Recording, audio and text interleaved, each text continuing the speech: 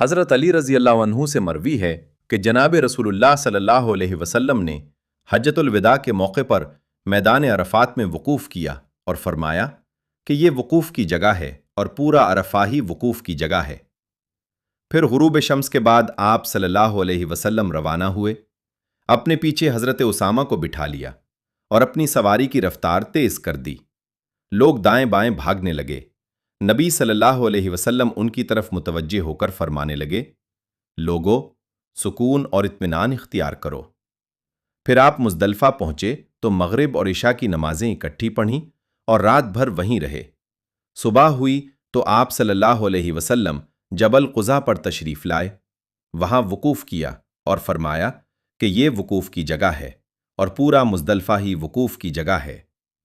پھر آپ صلی اللہ علیہ وسلم چلتے ہوئے وادی محصر پہنچے، وہاں ایک لمحے کے لیے رکے، پھر اپنی اونٹنی کو سرپٹ دوڑا دیا، تاؤں کے اس وادی سے نکل گئے کیونکہ یہ عذاب کی جگہ تھی۔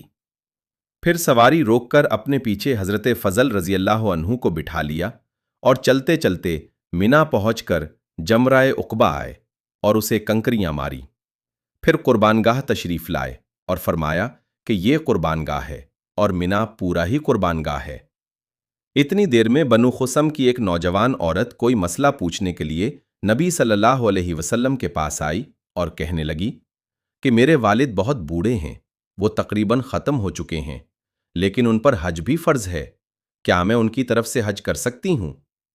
نبی صلی اللہ علیہ وسلم نے فرمایا، ہاں، تم اپنے والد کی طرف سے حج کر سکتی ہو۔ یہ کہتے ہوئے نبی صلی اللہ علیہ وسلم نے حضرت فضل رضی اللہ عنہ کی گردن موڑ دی کیونکہ وہ اس عورت کو دیکھنے لگے تھے۔ تھوڑی دیر بعد ایک آدمی آیا اور کہنے لگا کہ میں نے جمرہ عقبہ کی رمی کر لی، طواف زیارت کر لیا، کپڑے پہن لیے، لیکن حلق نہیں کروا سکا، اب کیا کروں؟ فرمایا، اب حلق کر لو، کوئی حرج نہیں۔ ایک اور شخص نے آ کر عرض کیا، یا رسول اللہ، میں نے قربانی سے پہلے جمرہ عقبہ کی رمی کر لی، حلق کروا لیا، کپڑے پہن لیے۔ فرمایا، کوئی بات نہیں، اب قربانی کر لو۔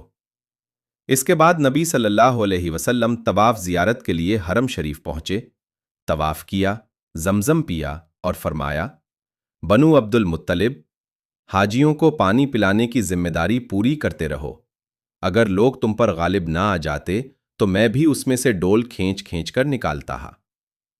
حضرت عباس رضی اللہ عنہ نے پوچھا، یا رسول اللہ صلی اللہ علیہ وسلم، آپ نے اپنے بھتیجے کی گردن کس حکمت کی بنا پر موڑی؟ نبی صلی اللہ علیہ وسلم نے فرمایا، میں نے دیکھا کہ دونوں نوجوان ہیں، مجھے ان کے بارے شیطان سے امن نہ ہوا، اس لیے دونوں کا رخ پھیر دیا۔ مسند احمد، / 564۔ حضرت علی رضی اللہ عنہ کی مرویات۔ صحیح